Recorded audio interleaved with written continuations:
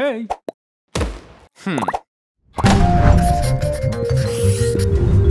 Pour cette dernière vidéo, on va tâcher de repartir sur l'aspect graphique par lequel on a commencé pour terminer cette boucle. Et donc là maintenant on a appris plein de choses sur les différentes formes factorisées, formes développées, formes canoniques. On est même capable de savoir quoi en extraire. Et maintenant il est temps de l'appliquer à la partie visuelle, pour voir si je suis capable de faire la bonne association entre la bonne courbe et le bon polynôme. Donc ici, on va commencer avec le f de x qui nous dit qu'on a x moins 2 facteur de x plus 2. Donc maintenant, je suis capable de reconnaître que c'est une forme factorisée, où je vais lire donc les deux racines qui vont être ici x1 égale 2 et x2 égale moins 2. Si tu vois, tu n'es pas encore tout à fait sûr de comprendre ce que je viens d'écrire, n'hésite pas à revenir sur les précédentes vidéos. Donc, je vais chercher un polynôme où justement, je dois retrouver ces deux racines. Donc, mes deux racines, ça va être l'endroit où ma courbe coupe l'axe des abscisses. Donc, je regarde, et a priori, en moins 2 et 2, c'est assez évident, je vais me retrouver avec cette courbe bleue et ces deux racines ici. Qu'est-ce que ça veut dire? Eh bien, ça veut dire que mon polynôme f de x sera associé à la courbe bleue. Maintenant, si je regarde mon g de x, là, je sais que maintenant j'ai affaire à une forme canonique. Et cette forme canonique, elle me permet de déterminer alpha et bêta. Donc, je déduis ici tout de suite que mon alpha, il est égal à 1, et mon bêta, qui est égal à moins 3. Maintenant, je vais tâcher de retrouver une courbe qui a ces paramètres-là.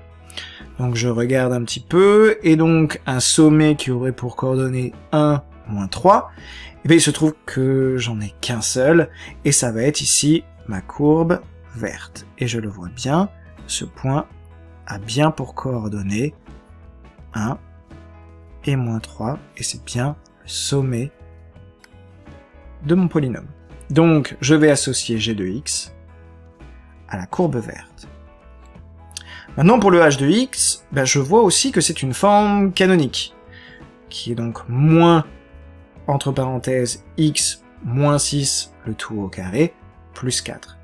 Donc de la même manière que tout à l'heure, je sais que si c'est une forme canonique, je suis capable de déduire alpha et bêta, donc mon alpha sera égal ici à 6 et mon bêta sera égal à 4.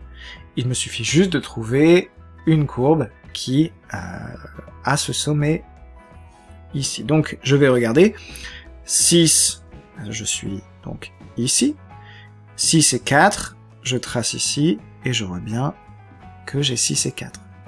Donc mon h de x va être associé à la courbe, cette fois, orange. Bon pour la dernière, on va pas se mentir, c'est relativement simple à trouver, mais on va essayer quand même de faire l'effort de déterminer les paramètres que la forme nous donne. Ici j'ai une forme factorisée, et je vais pouvoir donc déduire une racine double, puisque là j'ai un seul facteur qui est mis au carré, cela veut dire que j'ai une racine double, qui sera donc x0 égale 4. Je vais donc chercher une courbe qui va couper l'axe des abscisses en x égale 4. Eh bien c'est relativement simple, si je regarde, on l'avait dit, il ne m'en reste qu'une, mais c'est bien la courbe rouge qui va couper l'axe des abscisses en x égale 4. Je peux donc associer sans erreur cette dernière fonction à ma courbe rouge. Bon, en tout cas, j'espère que cette série t'a plu. Si c'est le cas, n'hésite pas à mettre un pouce vers le haut. C'est la première série que je fais comme ça, j'espère qu'il n'y aura pas trop d'erreurs. Et si ça te plaît, n'hésite pas à l'inscrire en commentaire, quel thème tu voudrais que j'aborde ensuite. Je te souhaite bon courage, et je te dis à la prochaine pour de nouvelles vidéos. Bye bye.